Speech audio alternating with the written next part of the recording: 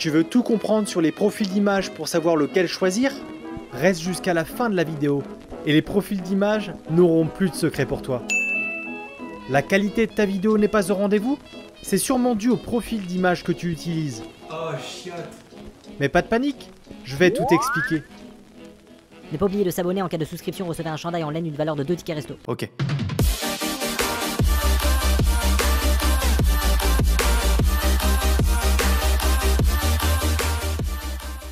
Hello la team, bienvenue sur Pied et Face. J'espère que ce petit clip bien kitsch vous aura plu. Aujourd'hui, on va parler de profil d'image parce que c'est un sujet qui va jouer sur la qualité de ta vidéo, donc c'est important de le maîtriser. Mais à la fin de cette vidéo, tu sauras quels sont les différents profils d'image, mais surtout lequel est fait pour toi.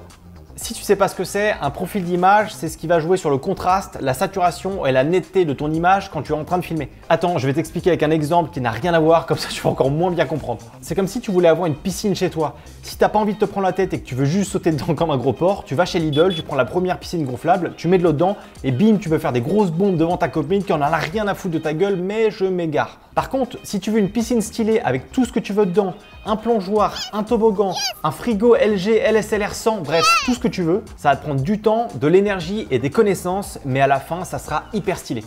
Les profils d'image, c'est exactement la même chose. Putain, j'ai rien compris. Bon, sans déconner, en fonction du profil d'image que tu auras choisi, tu auras plus ou moins d'amplitude en post-production, c'est-à-dire que tu pourras plus jouer sur les couleurs pour donner le mood que tu as envie. Mais tu auras aussi également plus ou moins de détails en fonction du profil que tu as choisi. On va rentrer dans les détails et je vais te parler de 3 catégories de profils d'image. Le premier, c'est le profil standard ou neutre. On l'a tous sur notre caméra, c'est le profil de base. C'est celui qui va retranscrire le mieux ce que tu es en train de voir direct à la sortie de ta caméra. Donc ton image sera correctement contrastée, correctement saturée, etc. Et l'avantage de ce profil d'image, c'est que tu n'as rien à faire en post-production. Si ce n'est un petit peu de correction colorimétrique, si jamais tu as 2-3 zones d'ombre dans ton image. L'avantage aussi, c'est que tu peux publier directement la vidéo sortie de ta caméra. Donc si jamais tu n'as pas envie de te prendre la tête, c'est plutôt pratique. Par contre, l'inconvénient, c'est que tu auras une moins bonne gamme dynamique, c'est-à-dire que tu auras moins de détails dans tes coins sombres et moins de détails dans tes coins éclairés. En plus, ça te laisse beaucoup moins de manœuvre si tu as envie de donner un mood un peu à ton image en post-production. Imaginons tu veux y appliquer un luth avec des teintes un peu chaudes, et ça va se voir direct et ça sera pas hyper beau. Donc c'est un profil d'image qui est facile et rapide, sauf que tu auras beaucoup moins d'amplitude en post-production. Ensuite, on a les profils flat, beaucoup plus décontrastés et beaucoup plus désaturés que les profils standards. Ça va nous donner plus de possibilités de retouches en post-production. En plus, on garde plus de détails dans les hautes et dans les basses lumières de notre image, donc ça c'est cool. En fonction du boîtier que tu as, ça va changer de nom. Par exemple, pour les GH5, tu as le Cine V et le Cine D. Pour les Sony, tu as le profil Cine 4 et le HLG. Pour le Mavic R2, tu as le profil d'image Cine-Lag D, etc. L'avantage, c'est que notre colorimétrie, on peut la faire assez facilement sans trop de difficultés. On a juste à faire 2-3 corrections colorimétriques. On peut même y appliquer un luth si on veut. Le résultat est top et rapidement étalonné. En plus, tu peux donner le mood que tu as envie à ta vidéo, donc ça, c'est plutôt cool. Par contre, il existe un autre profil d'image qui a encore plus de détails. On va parler de log. Il s'appelle V-Log sur GH5, S-Log sur Sony et D-Log M sur Mavic Pro 2. Bref, dès que tu as le mot log dans le titre, ça veut dire que c'est du log.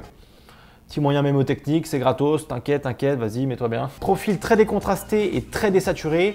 On a limite l'impression qu'il y a une espèce de petit voile gris qui est dessus. Sauf que c'est ce profil-là qui va te donner la meilleure plage dynamique, ce qui fait que tu auras beaucoup plus de détails dans tes coins éclairés et dans tes coins sombres. Mais surtout, avec ce profil-là, tu auras beaucoup plus d'amplitude en post-production. Tu pourras même pousser tes couleurs à leur maximum et ça, c'est plutôt cool. Mais vu comme ça, on pourrait se dire, tu sais quoi, vas-y, let's go, je filme tout en log. Sauf que c'est assez chaud, on va pas se mentir, c'est pas le profil d'image le plus facile à maîtriser. Déjà, c'est beaucoup plus compliqué à exposer. Vu que tu vois pas très bien ton image sur ton écran, tu peux pas vraiment savoir si tu es surexposé ou sous-exposé. Mais surtout, si tu t'es planté sur ton exposition au tournage, ça va être hyper dur à rattraper en post-production. Pareil, si tu es mal exposé, on va voir beaucoup plus facilement du grain dans ton image, notamment dans tes coins sombres qui sont beaucoup plus sensibles. Ensuite, la plupart des boîtiers ont un ISO natif élevé quand ils utilisent du S-Log. Par exemple, moi, ma caméra, mon Sony A7S III, d'accord, je me suis enflammé. Mon Sony A7 III a un ISO natif de 800 quand j'utilise du S-Log. Alors qu'à contrario, quand j'utilise le HLG, mon ISO natif est à 100. Ce qui fait que ton capteur sera beaucoup plus sensible à la lumière et si tu veux filmer en S-Log en extérieur et que tu n'as pas de filtre ND, ça risque d'être un poil chaud quoi. Mais surtout, ça va te prendre beaucoup plus de temps en post-production. Déjà parce qu'il va falloir que tu redonnes un petit peu de vie à ton image, donc tu vas faire une grosse correction colorimétrique. Et en plus, si tu veux lui donner un look, ça va te prendre beaucoup plus de temps. Sauf qu'à la fin, si tu as fait un bon étalonnage, tu auras la meilleure qualité d'image possible. Donc en gros, si tu n'as pas envie de te prendre la tête et que tu n'aimes pas trop retoucher tes vidéos en post-prod, reste sur le profil standard ou neutre.